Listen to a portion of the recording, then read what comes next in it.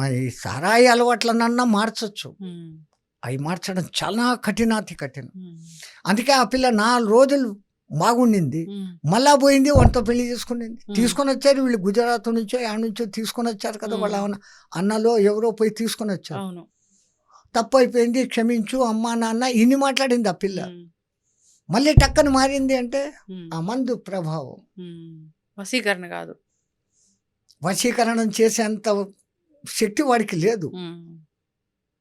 ఆ శక్తులున్న మహానుభావులు ఉంటారు, వాళ్ళు చెయ్యరు. హ్మ్. వశీకరణం నేర్చుకున్న తర్వాత ఎవడి మీద వశీకరణం చేయడు. హ్మ్. అంటే అసలు అంటే పాత కాలంలో, పూర్వంలో ఏదైనా గత చరిత్రలో ఏమైనా ఈ వశీకరణాలు అలాంటి వాటి గురించి ఏమైనా ఉందా ఎన్నో గురుగారు? ఉన్నాయి. హ్మ్. ఇవన్నీ ఉన్నాయి. హ్మ్. చేతబడులు, హ్మ్. వశీకరణాలు హ్మ్. ఇవన్నీ ఉన్నాయి. కానీ హ్మ్. రాను రాను రాను వాటిని వాడడం తగ్గించారు. హ్మ్.